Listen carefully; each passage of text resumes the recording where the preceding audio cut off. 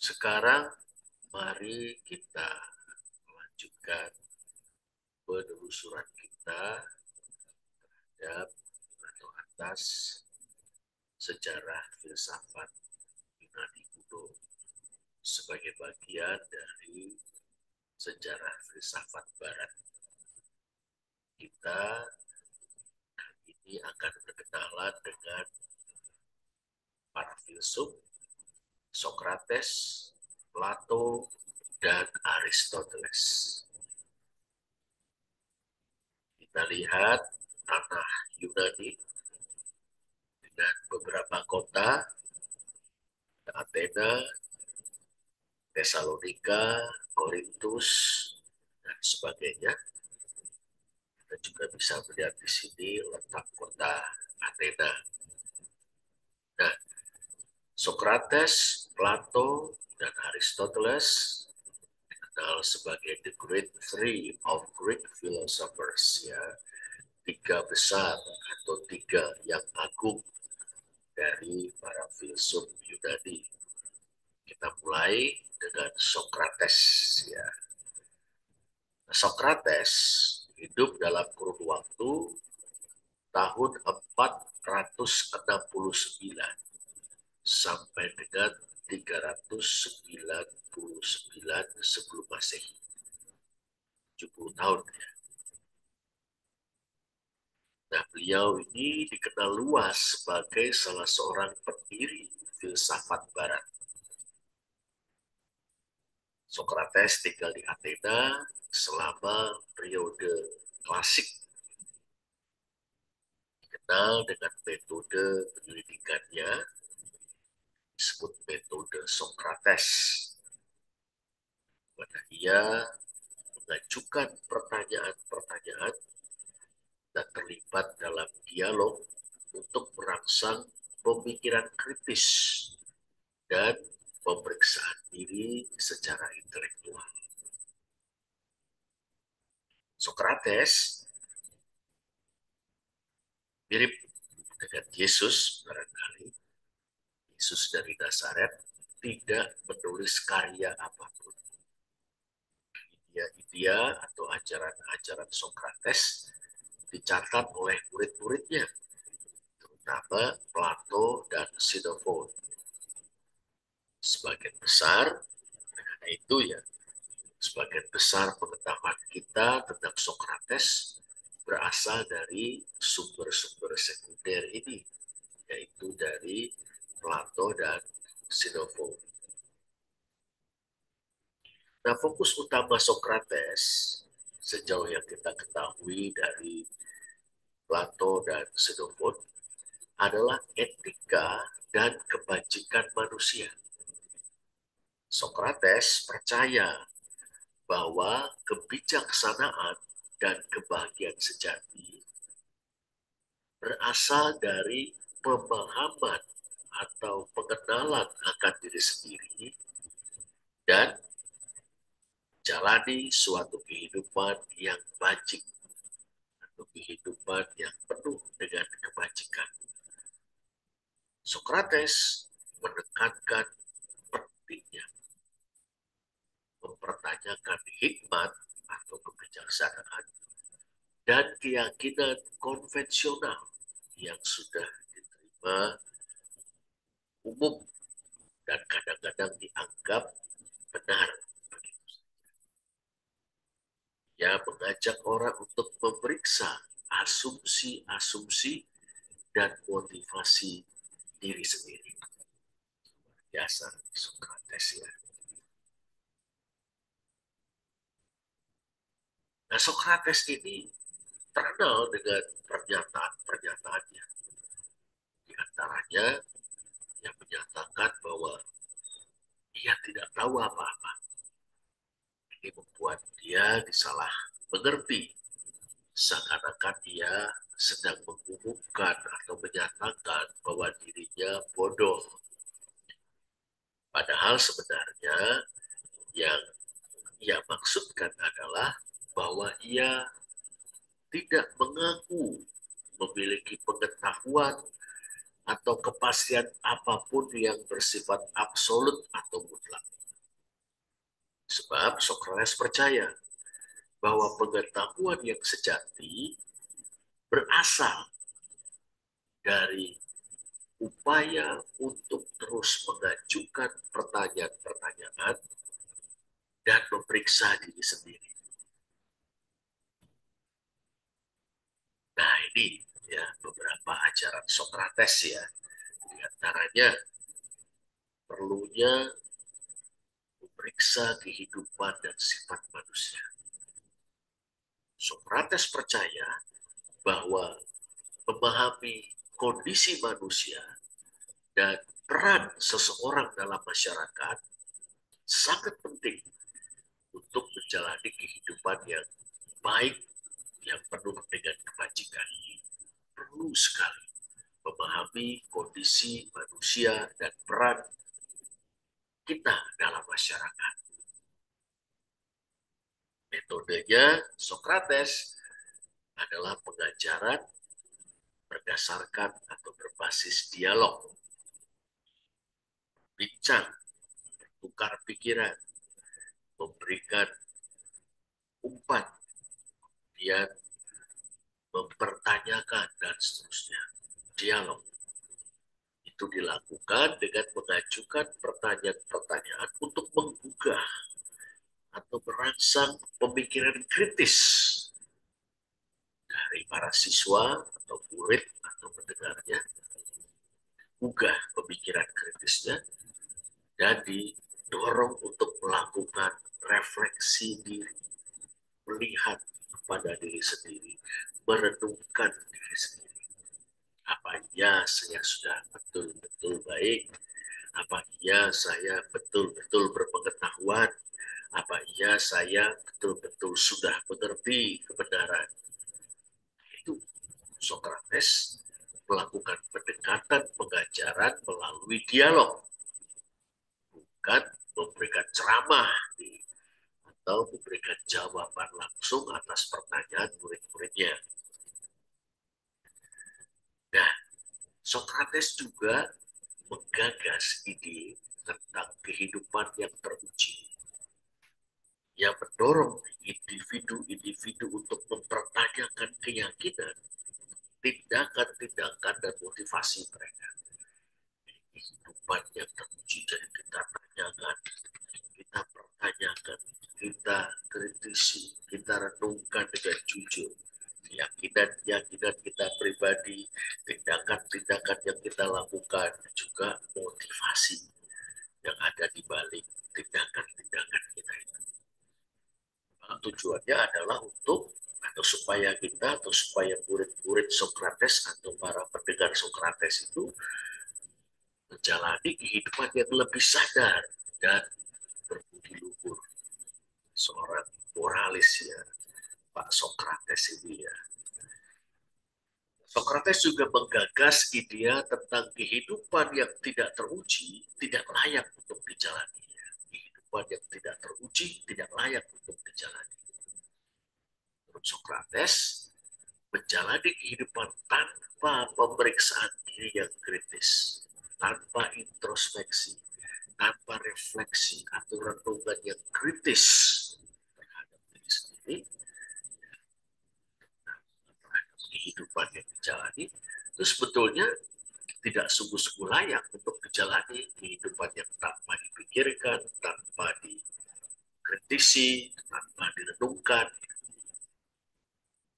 Dan kehidupan yang demikian itu tidak memiliki kedalaman dan pemahaman. Akhirnya, Socrates meyakini adanya bentuk pengetahuan yang lebih tinggi. Dia berpendapat bahwa hikmat atau kebijaksanaan yang sejati berasal atau timbul dari pengakuan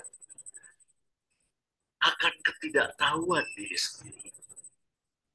Saya mengetahui bahwa saya tidak tahu. Dan karena itu terus-menerus mencari pengetahuan melalui dialog dan refleksi diri. Nah, ini memang salah satu moto terkenal dari Socrates adalah "Gnoti se auton", kenalilah diri. Dengan begitu, tiba pada suatu kesadaran, pada dasarnya kita belum tahu apa-apa. Karena menyadari hal itu, kita jadi terus maju diri, belajar, belajar, dan belajar dengan rendah hati. Nah, ini Socrates. Berikutnya kita berkenalan dengan Plato yang hidup dalam kurun waktu 428 sampai dengan 348 sebelum Masehi. Di umur 80 ya, Plato ya. Nah, Plato ini adalah murid Socrates. Plato, ini murid yang hebat ya. Socrates punya murid hebat Plato. Plato mendirikan akademi atau akademia di Athena. Yang dianggap oleh para sejarawan, filsafat, dan kebudayaan sebagai institusi atau lembaga pendidikan tinggi pertama di dunia barat.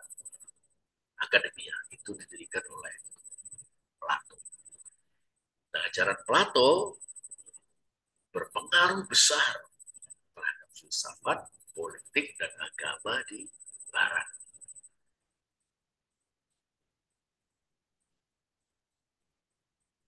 Ajaran-ajaran Plato terutama kita ketahui melalui karya-karya dialog, ya, dialog-dialognya yang menghadirkan diskusi dan perdebatan di antara berbagai tokoh. Seringkali yang menjadi lawan bicara utama dalam dialog-dialog tersebut adalah Socrates. Karya-karya Plato mencakup dialog-dialog yang terkenal, misalnya Republik, Simposium, Apologi, dan Phaedo. Nah, sekarang kita akan melihat sepintas mengenai ajaran Plato. Pertama, teori tentang bentuk-bentuk atau doktrin tentang idea-idea atau teori tentang idea-idea. Dan Plato percaya tentang keberadaan idea-idea atau bentuk-bentuk yang abstrak, tidak berubah, abadi, yang berfungsi sebagai cetak biru untuk semua objek dan pengalaman fisik di dunia.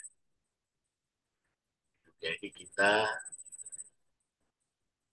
bicara tentang bola, misalnya. Bola.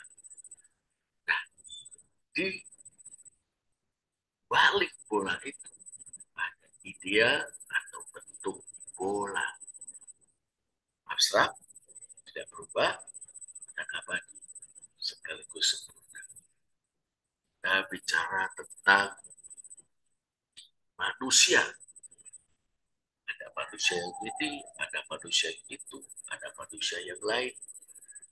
Di balik manusia-manusia konkret ini, si Amir, si Mira, Hamzah, Wati, dan sebagainya, ada idea tentang manusia. Abstrak, tidak berubah, aman, sempurna. Demikian juga ketika kita bicara tentang kebenaran, tentang keadilan di dunia ini. Di balik itu terdapat idea kebenaran yang sejati, keadilan yang sejati. Nah, bentuk-bentuk ini, idea-idea ini sempurna, abadi, sempurna, sedangkan dunia fisik, dunia jasmani, dunia materi kita tidak sempurna dan terus berubah. Itu banyak Plato mencoba menawarkan pemecahan persoalan yang digumuli oleh Parmenides dan Heraklitus. Menurut Heraklitus, segala sesuatu berubah. Segala sesuatu mengalami perubahan. Yang tidak berubah adalah perubahan itu sendiri. Sedangkan menurut Parmenides, itu dari Elea, tidak ada perubahan. Yang namanya ada, itu tidak berubah. Satu dan abadi. Dan Plato mengemukakan, ya betul, ada yang berubah, tapi betul juga ada yang abadi. Di balik yang berubah, ada yang abadi. Nah, apa itu yang berubah? Segala sesuatu di dalam dunia fisik atau materi. Yang tidak berubah, idea-idea atau bentuk-bentuk. Nah, Plato juga berbicara tentang alegori gua, sebuah metafora terkenal dalam karyanya Republik. Menggambarkan sejumlah tahanan yang dirantai atau dibelenggu di dalam ruang yang hanya melihat bayangan benda-benda di belakang mereka yang menempel atau muncul di titik gua. Di dalam gua itu ada api, ada para tahanan yang membelakangi api tersebut melihat bentuk-bentuk yang sebetulnya bayangan yang tampil di titik gua, termasuk bayangan mereka sendiri. Dan menurut Plato, para tahanan ini melambangkan orang-orang yang hidup dalam ketidaktahuan, yang masih terperangkap dalam sebuah anggapan bahwa dunia materi ini sempurna. Dunia materi ini adalah realitas yang sesungguhnya mengalami perubahan. Tapi mereka yang membebaskan diri dari belenggu rantainya, kemudian keluar dari gua, melihat terang, cahaya matahari, melambangkan para filsuf yang mencari kebenaran dan mengalami atau mencapai pencerahan. Sekarang mengenai ajaran mengenai the noble lies atau kebohongan yang mulia. Dalam Republik, Plato menyatakan bahwa masyarakat mungkin memerlukan kebohongan yang mulia untuk menjaga keharmonisan sosial. Dan kita menyebutnya bohong putih, ya, bohong putih, satu istilah untuk menyebut berbohong demi kebaikan.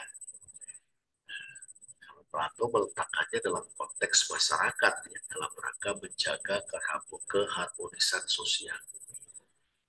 Nah, ide ini menyeratkan bahwa kadang-kadang suatu masyarakat mungkin memerlukan kebohongan yang dibuat dengan hati-hati oleh para filsuf, ya, pemimpin yang adalah para cendekiawan. Kebohongan yang dibutuhkan untuk menyatukan orang-orang, menyatukan rakyat, dan mencegah perselisihan. Meskipun hal itu bertentangan dengan kebenaran yang diyakini atau dipahami atau menjadi prinsip perorangan atau individu.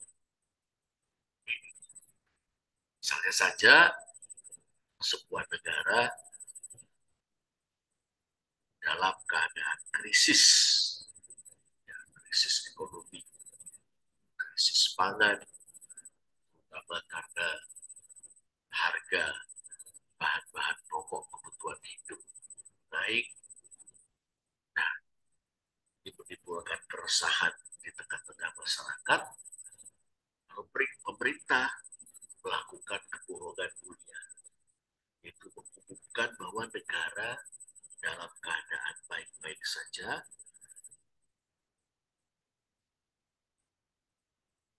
barang-barang untuk memenuhi kebutuhan pokok terjamin, meskipun mungkin ada sedikit kendala dalam mendistribusikannya. Nah, itu misalnya. Ya.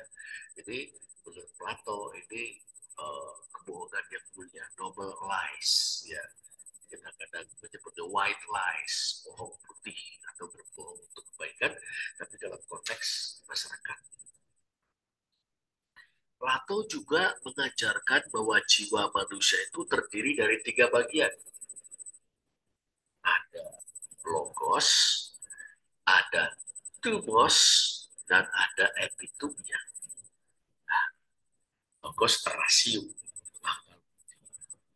Thumos itu roh, sedangkan epitumia itu nafsu. Kita berarti kita sering mencoba istilah logos maupun epitumia.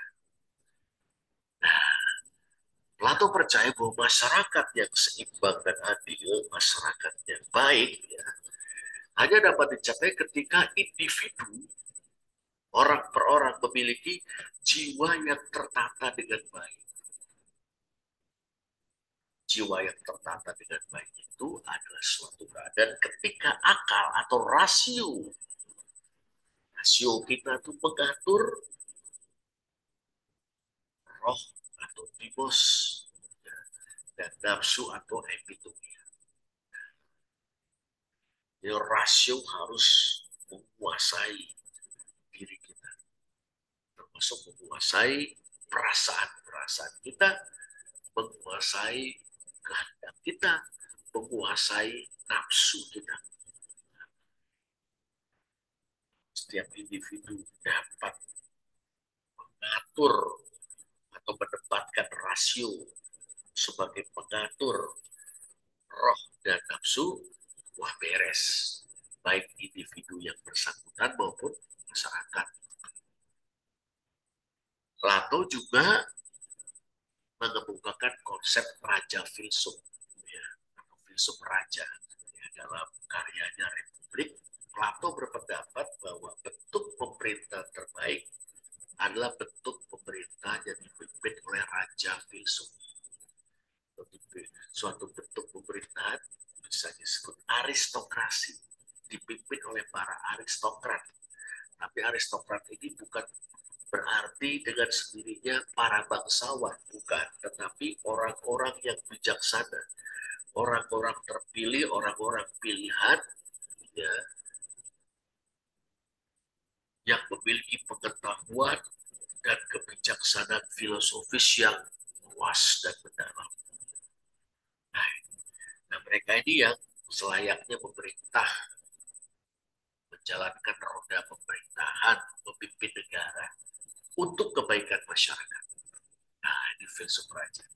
Jadi seorang pemimpin atau para pemimpin mestinya orang-orang yang memiliki pengetahuan yang luas dan kebijakan filosofis yang mendalam, supaya dengan begitu bisa memerintah masyarakat dengan sebaik-baiknya.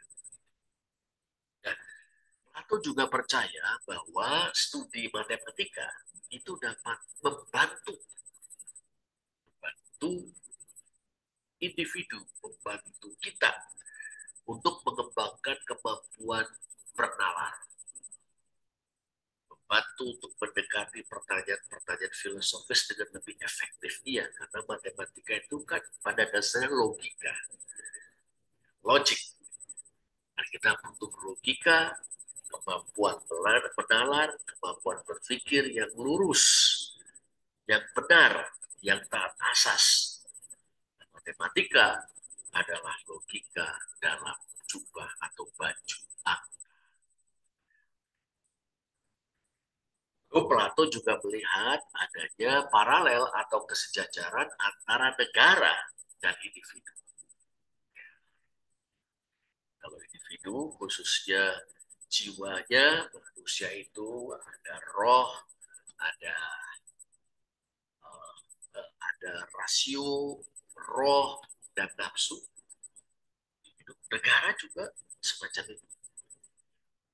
Ada bagian rasio, ini berarti pemerintah, pengelola negara, yang mestinya para raja filsuf.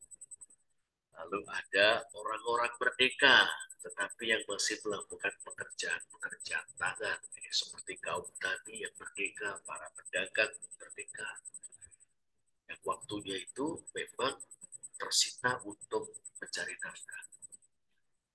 Dan yang ketiga adalah para budak. Dan memang bukan milik diri mereka sendiri, bukan orang merdeka sama sekali, bukan. Dan bekerja untuk menghasilkan bagi tuan pemilik mereka. Nah ini filsuf raja harus mengendalikan orang-orang merdeka yang melakukan pekerjaan manual, kaum tani, pedagang, dan sebagainya. Dan para budak. Nah, ini ada paralel. Dan Plato menekankan memahami diri sendiri dan masyarakat sangat penting untuk menjalani kehidupan yang berbudi luhur dan menciptakan masyarakat yang nah, ini ajaran. Sekarang kita berkenalan dengan Aristoteles yang hidup dalam kurun waktu 384 sampai 322 sebelum Masehi. Umurnya 62 tahun. Socrates 70, Plato 80, Aristoteles 60. Aristoteles ini seorang filsuf, ilmuwan, dan polimatik Yunani kuno. Polimatik itu apa? Orang yang punya pengetahuan yang begitu luas, mencakup berbagai bidang keilmuan. Itu polimatik. Kita menyebutnya ini orang manusia ensiklopedik karena kok ini tahu, itu tahu. Bukan hanya sekedar tahu, tetapi mendalam. Itu polimatik namanya. Nah, Aristoteles adalah seorang filsuf, ilmuwan, dan polimatik Yunani kuno yang bekerja di bawah bimbingan Plato. Nah, berarti Aristoteles ini adalah muridnya Plato. Plato muridnya Socrates. Dan Aristoteles muridnya. Nah, Aristoteles ini pernah menjadi gurunya Alexander Agung. Itu pemimpin besar Makedonia yang menjadi pemimpin besar Yunani, mempersatukan tanah Yunani dan menaklukkan Persia, kemaharajaan yang menguasai atau kemaharajaan terbesar yang pada zaman itu. Nah, karya Aristoteles itu atau karya tulisnya mencakup berbagai bidang studi. Fisika, biologi, metafisika, logika, etika, estetika, puisi, teater, musik, retorika, linguistik, politik, dan pemerintah. Wah ini manusia polimatik ya kan. Nah kontribusi Aristoteles pada berbagai bidang ilmu pengetahuan secara signifikan telah membentuk atau ikut membentuk filsafat, ilmu pengetahuan, bahkan kesusastraan. Nah, sekarang kita lihat apa saja secara sepintas apa saja yang diajarkan dalam karyanya kategoris ya, atau kategori-kategori ya, membahas tentang logika dan bahasa dengan fokus pada prinsip dasar klasifikasi, penggolongan, dan predikasi atau penyempatan predikat. Didiskusikanlah 10 kategori atau 10 macam predikat, ya, substansi, kuantitas dan kualitas, relasi, tempat, waktu, posisi, keadaan, tindakan, dan afeksi atau perasaan yang dapat dikaitkan dengan hal ihwal sesuatu. Misalnya buku merah. Merah itu adalah kategori yang masuk kategori kualitas. 5 jari. 5 itu predikat. Dari jari. 5 masuk dalam kategori kuantitas.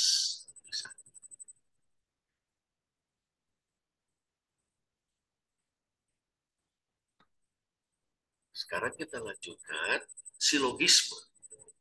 Aristoteles mengembangkan sistem logika namanya silogisme yaitu suatu struktur penalaran yang formal yang terdiri dari dua premis dan satu deduksi atau kesimpulan. Dua premis, premis mayor, premis minor, premis yang lebih luas, premis yang lebih sempit, dan satu kesimpulan. Contoh, semua manusia akan mati. Premis mayor. Premis minornya, Socrates adalah seorang manusia. Maka konklusi atau kesimpulannya adalah Socrates akan mati. Semua manusia akan mati. Socrates seorang manusia. Maka Socrates akan mati.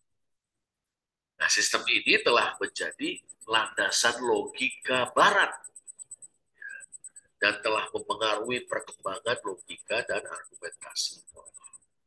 Periksa argumentasi, dilihat bentuk-bentuknya tepat atau tidak, premis-premisnya bagaimana, konklusi atau kesimpulannya bagaimana. Nah, Aristoteles juga merambah bidang biologi dan ilmu pengetahuan alam. Dia mempelajari berbagai macam hewan dan tumbuhan, termasuk mempelajari anatomi. Karya-karyanya di bidang biologi, misalnya History of Animals, Parts of Animals. Karya meletakkan dasar bagi studi zoologi dan anatomi. Lalu fisika, karyanya Physics, ya. Karyanya adalah sebuah risalah tentang prinsip-prinsip dasar ilmu pengetahuan. Membahas tentang natur dari materi, hakikat dari materi, natur dari gerak, natur dari tempat, natur dari waktu, dan juga mempelajari sebab akibat. Salah satu yang sangat menarik adalah bagaimana beliau menganalisis sebab. Ya, ada sebab material, ada sebab formal, ada sebab efisien, atau sebab yang memastikan sesuatu terjadi, ada sebab yang berupa telos atau tujuan. Ya, formal, efisien, dan telos atau tujuan. Nah, ide-ide Aristoteles ini berpengaruh dalam membentuk pemikiran ilmiah abad pertengahan dan modern awal. Kemudian metafisika. Punya karyanya metafisik adalah kumpulan tulisan yang membahas tentang natur dari ada, natur dari being, ya. Bahas mengenai apa itu eksistensi, apa itu substansi, apa itu sebab, dan berbagai konsep abstrak yang lain. Nah, di sini Aristoteles memperkenalkan konsep the unmoved mover, penggerak yang tak bergerak, atau penggerak yang tak digerakkan. Suatu penggerak utama yang menyebabkan alam semesta itu berfungsi. Sesuatu bergerak karena digerakkan oleh sesuatu yang lain. Sesuatu yang lain itu bergerak karena digerakkan oleh sesuatu yang lain, terus menerus sampai ada satu penyebab penggerak yang tidak digerakkan oleh apapun. Nanti oleh oleh Santo Thomas Aquinas di abad pertengahan, ya, di Anbufur ini diidentifikasi sebagai Allah. Nah, sekarang etika. Karya beliau Niko Majaya Ethics, etika Niko Majaya. Ya, Niko Majaya itu anaknya. Sebuah risalah, nasihat-nasihat moral untuk Niko Majaya. Isinya risalah tentang filsafat moral. Dengan fokus kebahagiaan manusia dan kehidupan yang bajik. Ya. Di situ beliau mengembangkan konsep golden mean atau jalan tengah. Ya, jangan ikut ekstrim, kanan atau yang kiri, misalnya. Jangan jadi pengecut, tapi juga jangan jadi nekat. Cukup jadi orang pemberani. Cari jalan tengah, ya. Jangan ekstrim, maksudnya Aristoteles seperti itu. Etika Aristoteles memang menekankan pentingnya rasio. Jangan lupa persahabatan dan memupuk kebajikan, melatih diri untuk berbuat baik supaya menjadi karakter. Dengan jalan itu kita akan menikmati kehidupan yang memuaskan.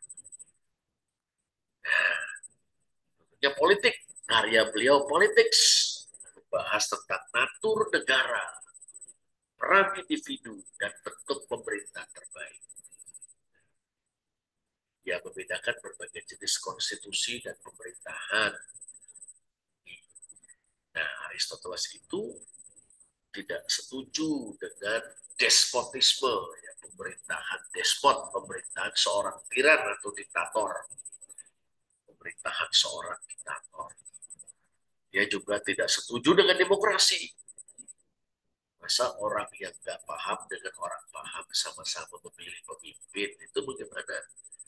Dia setuju aristokrasi seperti itu. Betul-betul terpelajar, rasional, dan juga betul-betul baik, bermoral. Ya, rasional, bermoral. Itu yang cocok untuk pemerintah, menjalankan roda pemerintah. Nah, Aristoteles berpendapat bahwa negara yang ideal itu harus berusaha meningkatkan kesejahteraan warganya. Terakhir adalah poetics, ya, poetics, karya tentang teori puisi dan drama. Nah, Aristoteles menganalisis unsur-unsur tragedi dan komedi, dua genre dalam drama Yunani. Unsur dari tragedi, unsur-unsur dari komedi. Juga membahas plot atau alur drama atau alur cerita. Bahas karakter atau karakterisasi. Pemikiran, diksi atau pilihan kata, musik dan tontonan semua sebagai unsur-unsur atau komponen-komponen penting dari bentuk seni tersebut. Wah, nah ini ya. Nah, nanti belajar tafsir naratif, ternyata analisis plot, analisis karakter, itu sudah dipikirkan lebih dulu oleh Aristoteles.